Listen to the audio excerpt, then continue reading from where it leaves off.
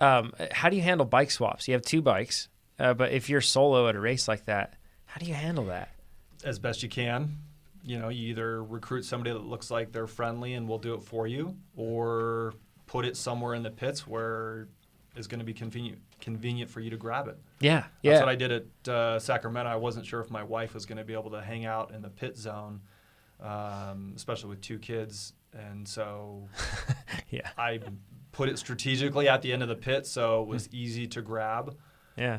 But so no flying dismount and remount in that case. No. I mean, if you have a mechanical, you just deal with what you have. So I mean, obviously you're going to lose a few seconds. Hopefully it's later in the race where there's already been some separation between groups or riders. Yeah. But you work with what you have.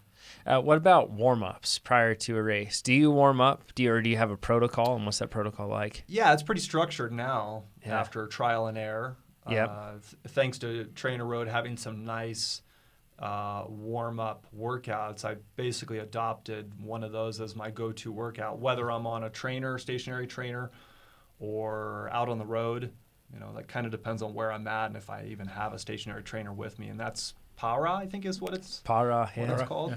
Yeah, it's a nice gradual build from going from some more aerobic, lower intensity efforts to some very short, intense efforts with a good amount of rest. Yeah. And the workout's, I think, 30 minutes long. And I think based on the studies and from maybe what I've heard from you guys, 30 minutes is probably enough warm-up time to get all the systems turned on. Sure. And then just spin over to the start and hopefully stay warm. I haven't made many workouts in our library. That one I did. Chad heavily edited it thereafter. Because that's actually named after the local trail region over by our house that I ride on my mountain bike all the time. So when you warm up, what trainer do you use? Do you use I think I've seen you with Omnium. Yeah, the Feedback Omnium. Feedback Sports. Yeah. That's a good one. That would be so handy to have. Little mini rollers. Yeah. Those are awesome. And then you can kind of adjust the angle of the front, because a lot of the time I found, like at cross races, you're at parks or something like that, right, and you're not guaranteed a flat parking lot or anything else. So like riding rollers becomes basically an experiment in gravity and physics, because you're constantly like falling down off the edge of them. So that's a lot easier. How long before the race do you plan to do that warm up usually? Well, I didn't mention that I do probably 10 to 15 minutes of plyometrics. Those sort of get my body warmed up before I get on the trainer. It's like jumping jacks sort of stuff. Yeah, exactly. Yeah. Just some, leg swings, some trunk rotations. Basic stuff. Yeah, just trying to get the body warm before I get dynamic warm up to get that neuromuscular system communicating. Yeah, exactly. I kind of learned some of that more dynamic workout or warm up from my running days. We did a lot of plyometric movements just to try to expand range of motion and prevent injury and make sure our bodies are warmed up before we, ran hard. So same idea here. Yeah. Just to try to get my back warmed up. And I feel like especially with cross, you really use your back a lot. Yeah. Especially when you're jumping on and off your bike or pushing a hard gear. Barriers, pushing a hard gear up a steep slope, you end up using a whole lot of that. Yeah, a lot more pronounced than mountain bike, I think. I bet. So I think that's helped warm up my back. So when I get on the trainer, I'm almost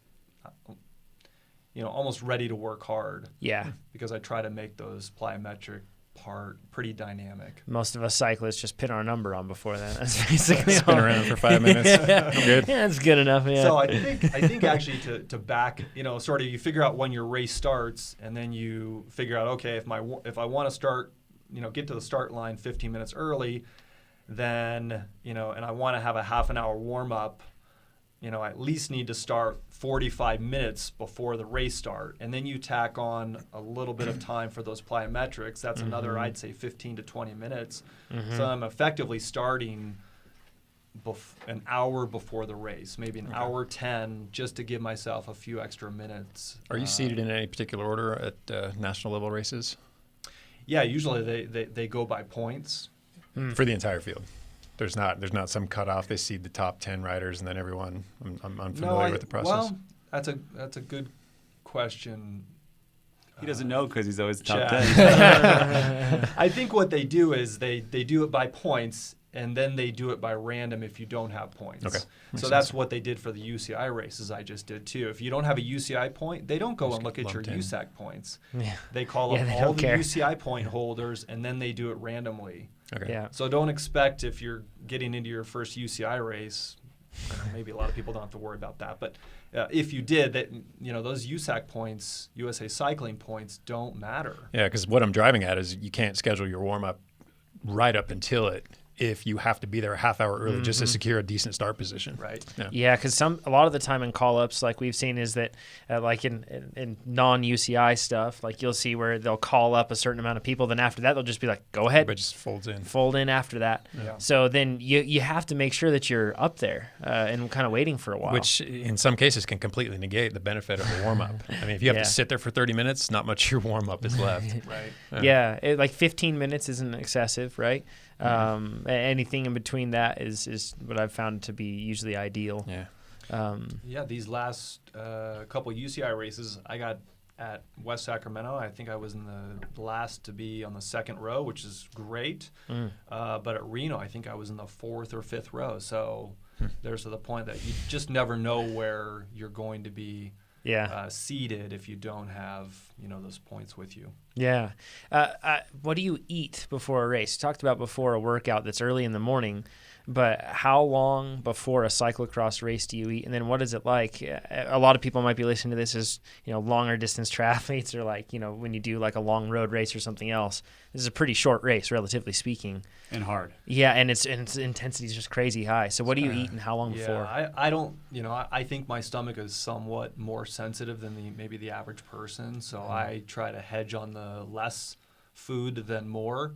I feel like, you've already done the carbo loading. You've already got the calories on board, like you guys have pointed out. So if it's a late afternoon start, maybe something easy like a peanut butter and jelly sandwich, 4 hours before, with maybe a banana, something light, maybe some, even if you have some pancakes or something easily digestible. Yeah. For me that works. So like I don't make it more complex or difficult than it need be. So 4 hours before, and then nothing, sports drink or anything leading up to the race? Yeah, I might drink a simple sugar electrolyte drink the last hour leading up to while I'm warming up and doing the plyometrics and getting changed. And I have taken a goo right before the start or a gel. I've even done ones with caffeine. That seems to sit well with me. Just kind of make sure I have some quick energy on store for the start. Yeah, and the reason that you're leaving like such a substantial amount of time is because you're worried about your stomach getting upset. Is that the reason? Yeah, I don't want to be burping Makes and have sense. gas, and my warm-up's really starting in earnest an hour before the actual race starts. So that's kind of So it's what more I'm like judging 3, on. yeah. I don't want to get to the trainer or my plyometrics and still feel full. Yeah. I'd rather be a little bit on the easier side of the stomach. Slightly different than Leadville, right, Nate? No, it's the same kind of idea. It was like 4 hours before. Yeah, that's true. Actually, Eating, yeah. Well, And I then- guess the intent of we've covered this on the podcast before, but you ate insane amounts of food leading up to that Same event. principles. I just did a lot more than Justin, if you could tell from the podcast, from the live Well, I stream. guess with a long race like that, it doesn't start quite as intensely. Everything else, it is slightly different. You definitely want to make sure that you don't have anything still in the oven cooking away. in Yeah, there. filling your muscles for a 9-hour event versus a 45-minute. Yes, It's very but different. It's Yeah. different, but it's the lower RPE of having lots of carbs, even on an hour event, lower sure. RPE, so you could perform better with Yeah. carbs. But if it's going to make you sick, Lethargic, stress. Where's yeah. the balance exactly, point? I think it's an individual experiment that people could run. If you like that video, you should subscribe to our channel. There's more where that came from. And even like the video down below with a thumbs up or leave us a comment. If you want to see race analysis videos, click right over here. And if you want to get your coaching questions answered, click over here. And if you want to become a faster cyclist, head over to trainerroad.com. It works. Trust us. Just trust us. We guarantee it. Oh, yeah, or your money back. It's true. Take us up on it.